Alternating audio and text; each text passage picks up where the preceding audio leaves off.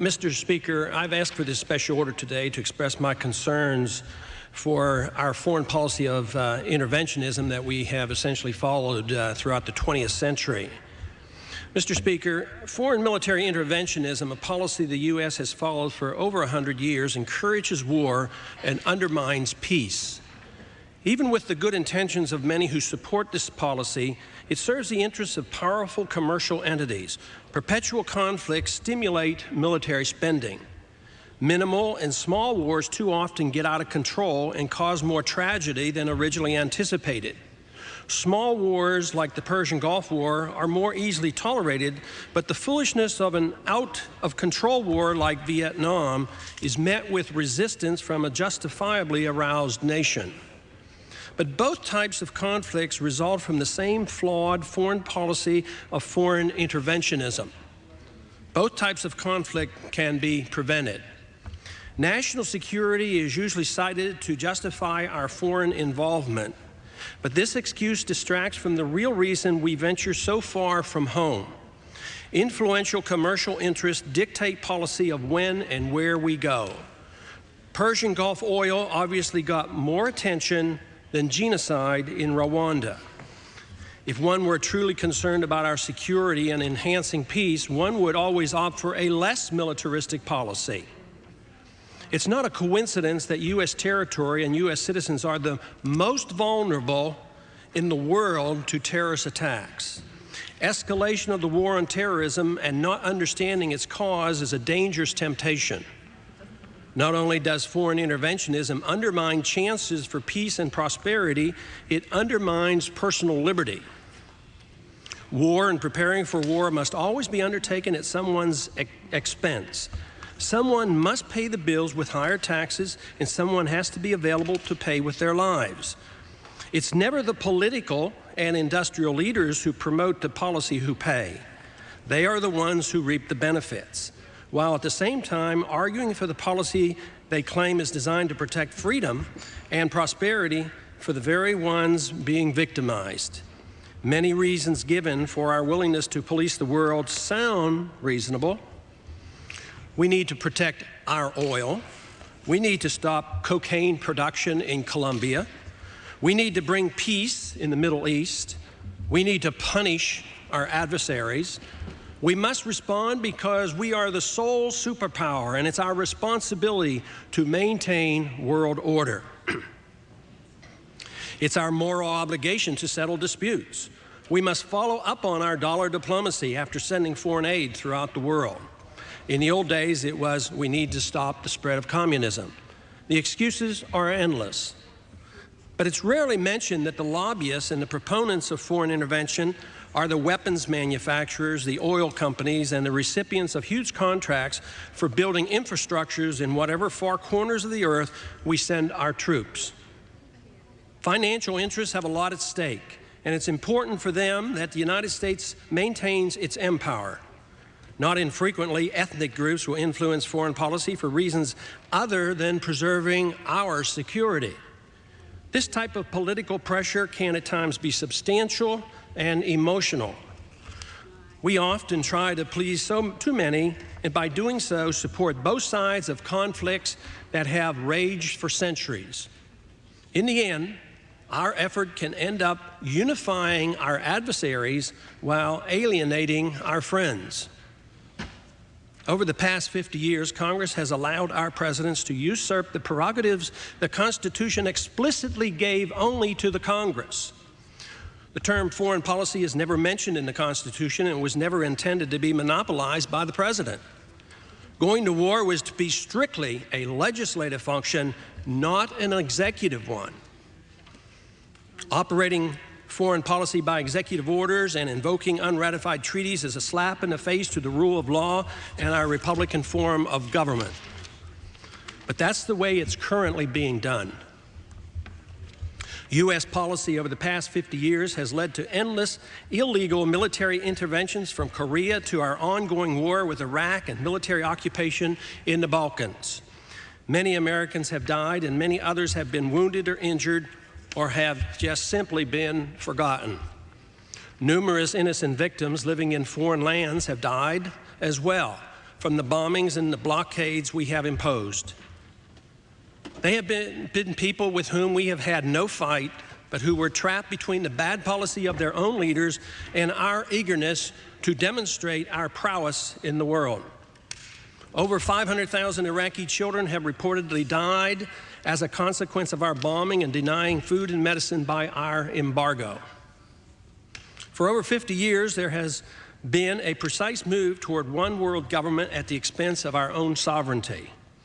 Our presidents claim that authority to wage wars come from the United Nations or NATO resolutions, in contradiction to our Constitution and everything our founding fathers believed. U.S. troops are now required to serve under foreign commanders and wear UN insignias. Refusal to do so prompts a court-martial.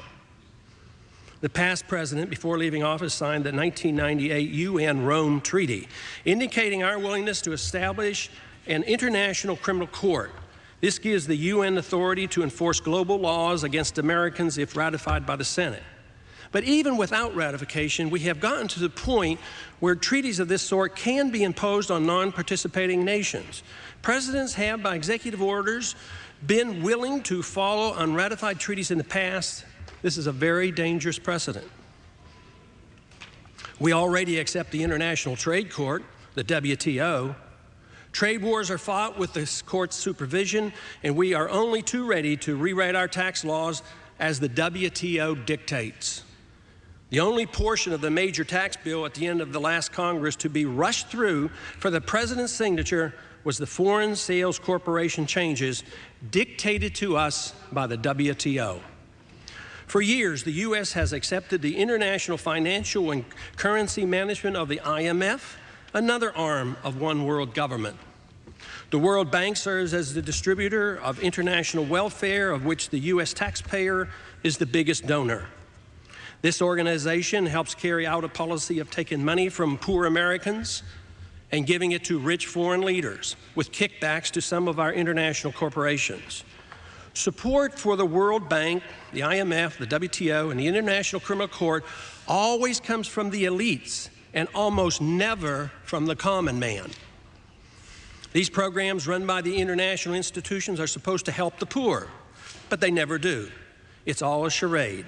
And if left unchecked, they will bankrupt us and encourage more world government mischief. It's the responsibility of Congress to curtail this trend by reestablishing the principles of the U.S. Constitution and our national sovereignty. It's time for the United States to give up its membership in all these international organizations. Our foreign policy has led to an incestuous relationship between our military and Hollywood. In December, our Secretary of Defense used $295,000 of taxpayers' money to host a party in Los Angeles for Hollywood bigwigs. Pentagon spokesman Kenneth Bacon said it was well worth it. The purpose was to thank the movie industry for putting the military in a good light.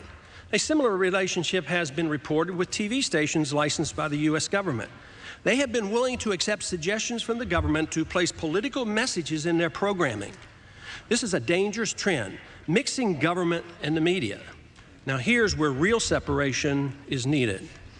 Our policy should change for several reasons. It's wrong for our foreign policy to serve any special interest, whether it's for financial benefits, ethnic pressures, or some contrived moral imperative. Too often, the policy leads to an unintended consequence, and more people are killed and more property damage than was intended. Controlling world events is never easy. It's better to avoid the chance of one bad decision leading to another.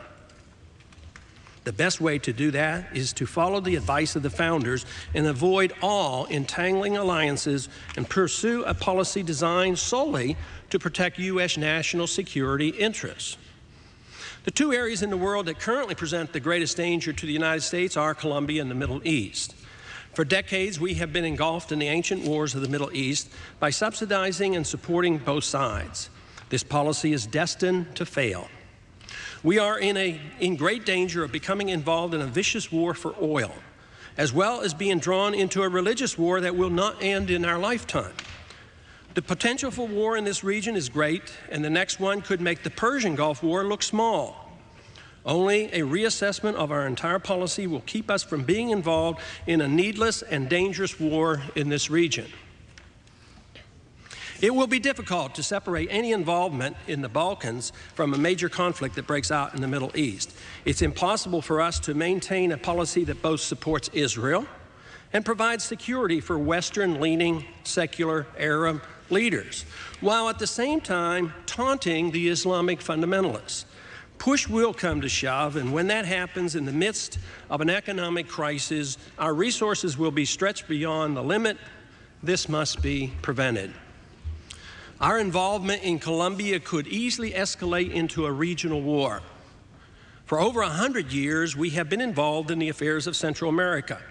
But the recent escalation of our presence in Colombia is inviting trouble for us. Although the justification for our enhanced presence is the war on drugs, protecting U.S. oil interests and selling helicopters are the real reasons for the last year's $1.3 billion emergency funding. Already, neighboring countries have expressed concern about our presence in Colombia. The U.S. policymakers gave their usual response by promising more money and support to the neighboring countries that feel threatened. Venezuela, rich in oil, is quite nervous about our enhanced presence in the region. Their foreign minister stated that if any of our ships enter the Gulf of Venezuela, they will be expelled. This statement was prompted by an overly aggressive U.S. Coast Guard vessel intrusion into Venezuela's territorial waters on a drug expedition. I know of no one who believes this expanded and insane drug war will do anything to dampen drug usage in the United States, yet it will cost us plenty. Too bad our political leaders cannot take a hint. The war effort in Colombia is small now, but under current conditions it will surely escalate. This is a 30-year-old civil war being fought in the jungles of South America. We are unwelcome by many, and we ought to have enough sense to stay out of it. Recently, new policy has led to the spraying of herbicides to destroy the coca fields. It's already been reported that the legal crops in the nearby fields have been destroyed as well. This is no way to win friends around the world. There are many other areas of the world where we ought to take a second look and then come home. Instead of bullying the European Union for wanting to have their own rapid deployment force, we should praise them and bring our troops home. World War II has been over for 55 years. It's time we look at Korea and ask why we have to broker, with the use of American dollars and American soldiers, the final settlement between North and South Korea. Taiwan and China are now trading and investing in each other's country. Travel restrictions have been recently liberalized. It's time for us to let the two of them settle their border dispute. We continue to support Turkey with dollars and weapons. We once supported Iraq with the same. Now, we permit Turkey, armed with American weapons, to kill Kurds in Iraq, while we bomb the Iraqis if they do the same. It makes no sense. Selling weapons to both factions of almost all the major conflicts of the past 50 years reveals that our involvement is more about selling weapons than spreading the message of freedom. That message can never be delivered through force to others over their objection. Only a policy of peace, friendship, trade, and our setting a good example can inspire others to look to what once was the American tradition of liberty and justice for all. Entangling alliances won't do it. It's time for Congress and the American people to wake up. The political system of interventionism always leads to social discord. Interventionism is based on relative rights, majoritarianism, and disrespect for the Constitution. Degenerating moral standards of the people encourages and feeds on this system of special interest favoritism, all of which contributes to the friction. Thomas Jefferson was worried that future generations might one day squander the liberties the American Revolution secured. Writing about future generations, Jefferson wondered if, in the enjoyment of plenty, they would lose the memory of freedom. He believed material abundance without character is the path to destruction. The challenge to America today is clearly evident. We lack character, and we also suffer from the loss of respect, understanding, and faith in the liberty that offers so much. The American Republic has been transformed, and only a remnant remains. It appears that in the midst of plenty, we have forgotten about freedom.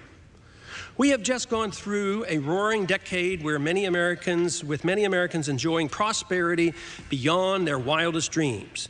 Because this wealth was not always earned and instead resulted from borrowing, speculation, and inflation, the correction that's to come will contribute to the social discord already inherent in a system of government interventionism. If indeed the economy enters a severe recession, which is highly possible, it will compound the problems characteristic of a system that encourages government supervision over all that we do.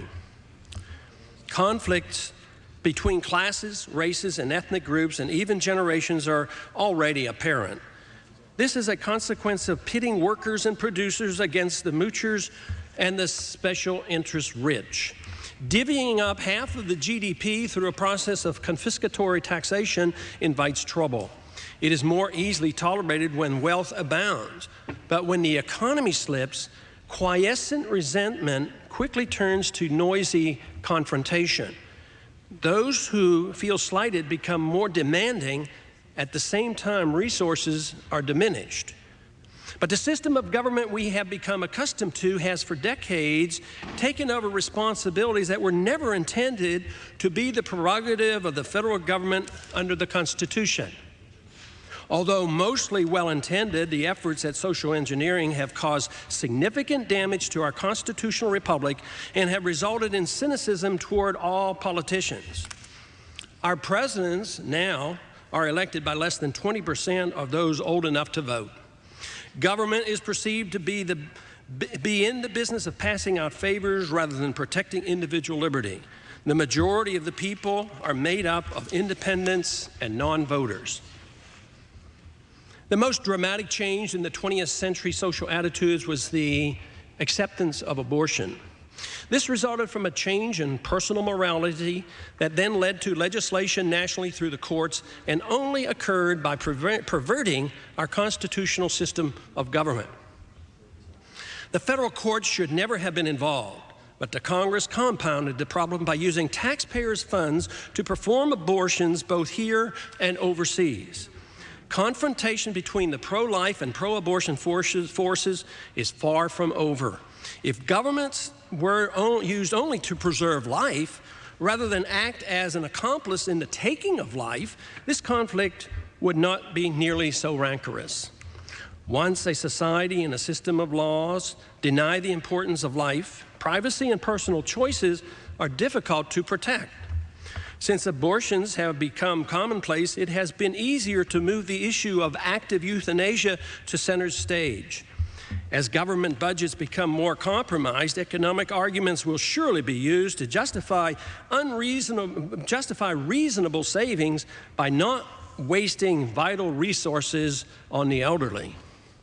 Issues like abortion and euthanasia don't disappear in a free society, but are handled quite differently. Instead of condoning or paying for such act, the state is responsible for protecting life rather than participating in taking it.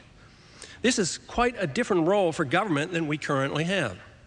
We can expect the pro-life and pro-abortion and euthanasia groups to become more vocal and confrontational in time, as long as government is used to commit acts that a large number of people find abhorrent. Partial birth abortion dramatizes the issue at hand and clearly demonstrates how close we are to legalizing infanticide. This problem should be dealt with by the states and without the federal courts or the U.S. Congress involvement. The ill-conceived drug war of the past 30 years has caused great harm to our society. It has undermined privacy and challenged the constitutional rights of all our citizens.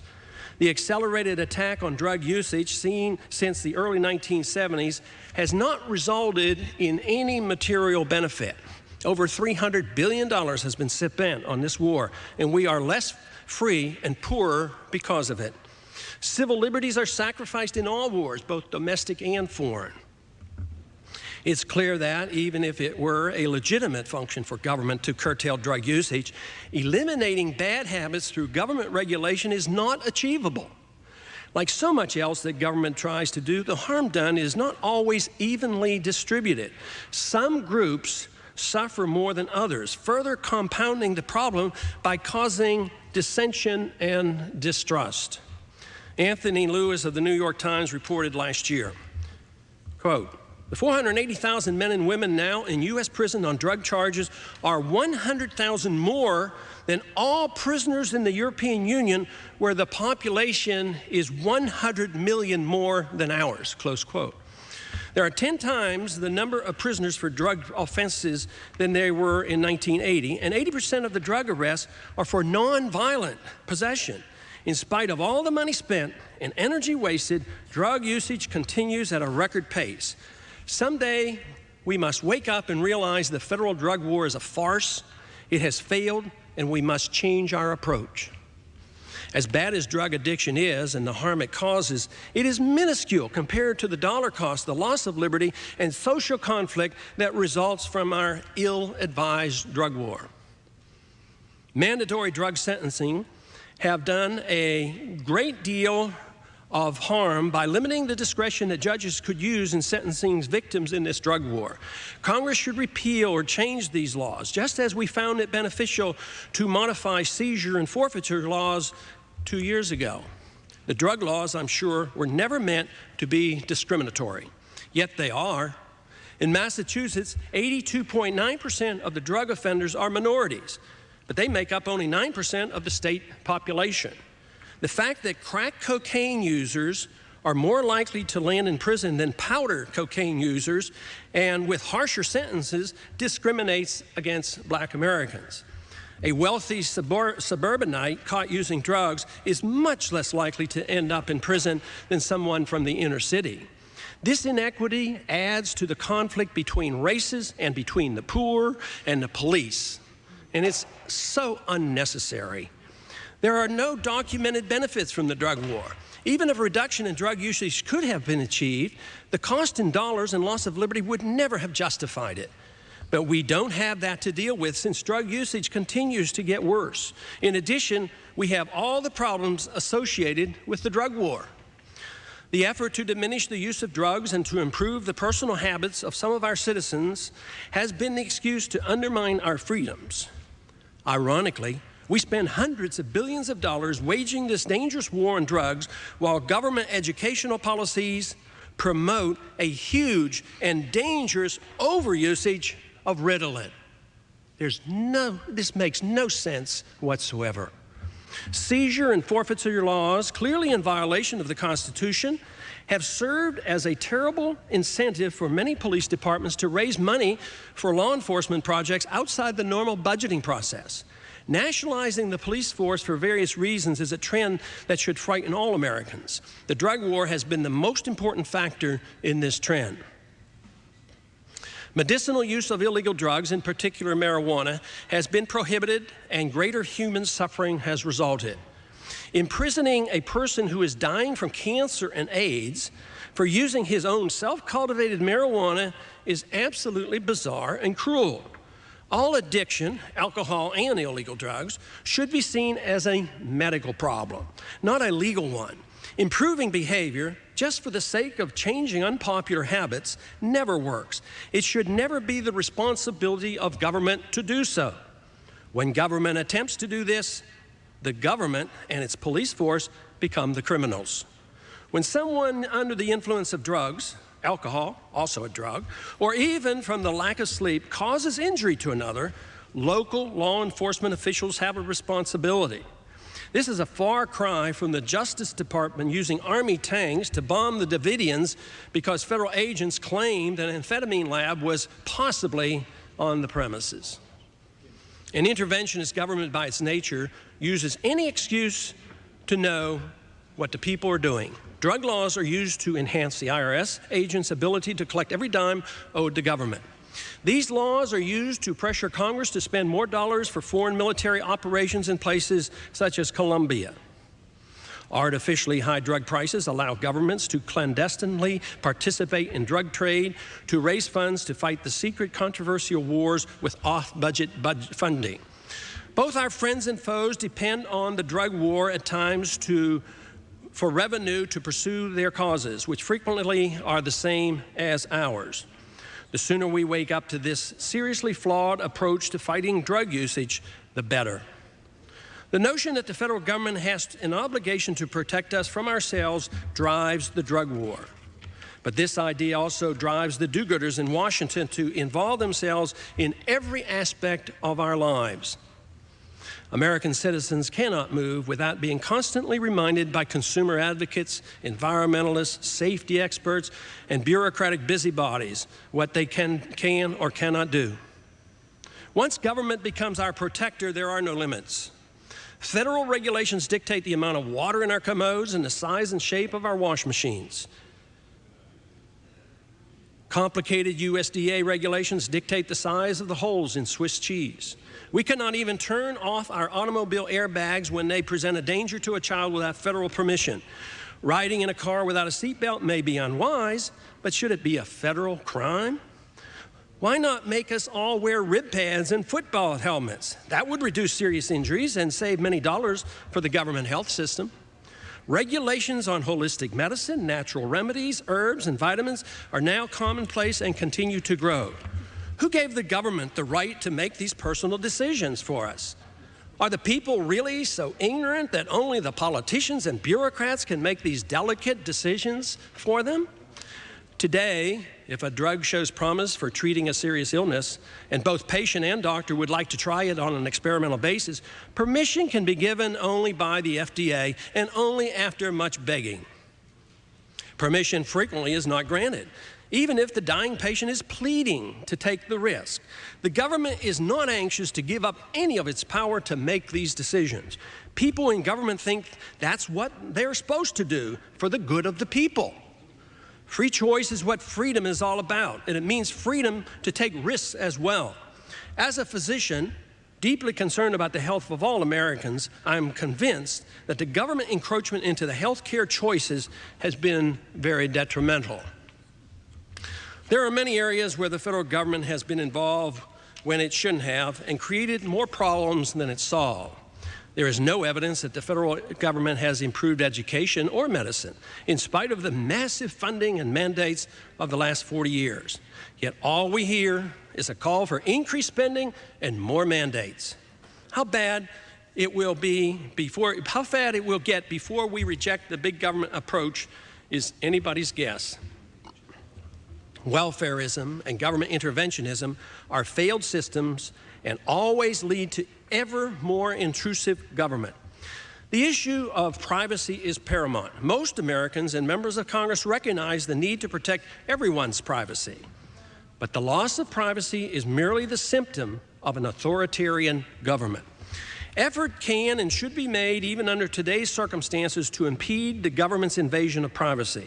But we must realize that our privacy and our liberty will always be threatened as long as we instruct our government to manage a welfare state and to operate a foreign policy as if we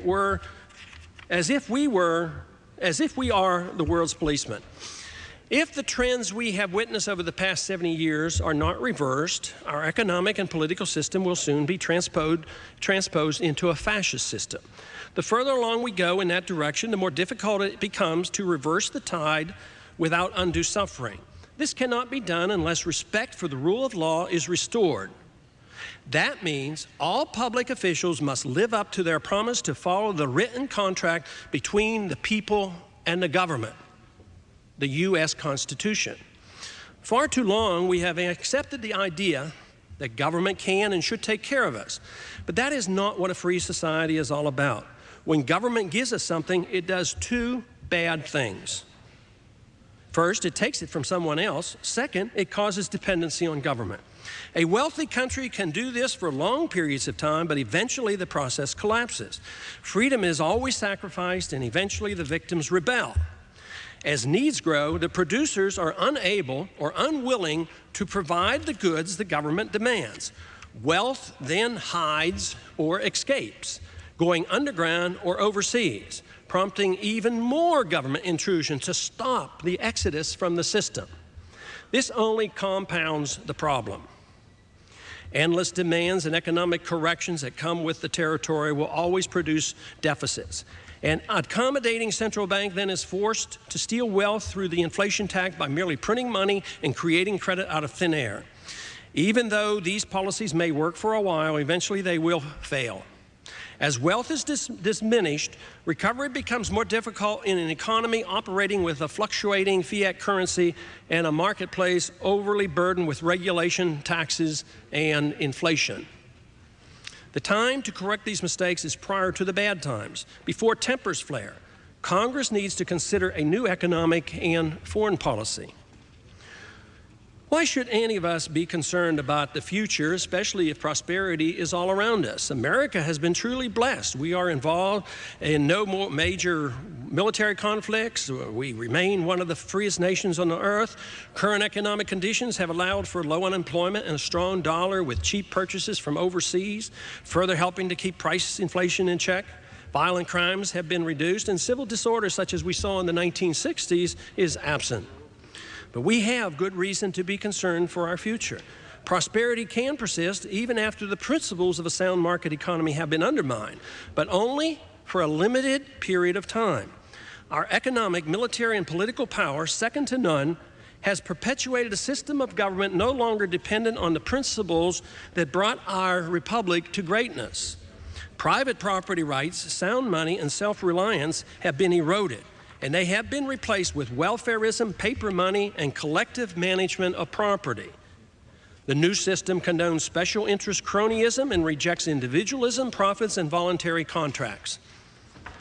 Concern for the future is real because it's unreasonable to believe that the prosperity and relative tranquility can be maintained with the current system. Not being concerned means that one must be content with the status quo and that current conditions can be maintained with no negative consequences. That, I maintain, is a dream. There is a growing concern about our future by more and more Americans. They are especially concerned about the moral conditions expressed in our movies, music, and television programs. Less concern is expressed regarding the political and economic system. A nation's moral foundation inevitably reflects the type of government and in turn affects the entire economic and political system. In some ways, I am pleasantly surprised by the concern expressed about America's future concerning the prosperity we enjoy. Many Americans sense a serious problem in general without specifically understanding the economic and political ramifications. Inflation, the erosion of the dollar, is always worse than the government admits. It may be that more Americans are suffering than is generally admitted. Government intrusion in our lives is commonplace. Some unemployed aren't even counted. Lower middle-class citizens have not enjoyed an increase in the standard of living. Others have. The fluctuation in the stock market may have undermined confidence. Most Americans still believe everyone has a right to a free education, but they don't connect this concept to the evidence that getting a good education is difficult, that drugs are rampant in public schools, that safety in public schools is a serious problem, and that the cost is amazing for a system of free education if one wants a real education. The quality of medical care is slipping, and the benefits provided by government are seen by more and more people to not really be benefits at all. This trend does not make Americans feel more confident about the future of health care. Let there be no doubt many Americans are concerned about their future, even though many still argue that the problem is only that government hasn't done enough. I have expressed concern that our policies are prone to lead to war, economic weakness, and social discord. Understanding the cause of these problems is crucial to finding a solution. If we opt for more government benevolence and meddling in our lives along with more military adventurism, we have to expect an even greater attack on the civil liberties of all Americans, both rich and poor. America continues to be a great country and we remain prosperous. We have a system of freedom and opportunities that motivate many in the world to risk their lives trying to get here. The question remains, though, can we afford to be lax in the defense of liberty at this juncture in our history? I don't think so. The problems are not complex, and even the big ones can be easily handled if we pursue the right course. Prosperity and peace can be continued, but not with the current system that permeates Washington. To blindly hope our freedom will remain intact without any renewed effort in its defense, or to expect that the good times will automatically continue, places our political system in great danger. Basic morality, free markets, sound money, and living within the rule of law while clinging to the fundamental precepts that made the American Republic great are what we need, and it's worth the effort. And I yield back the balance of my time. The time for the gentleman from Texas has expired.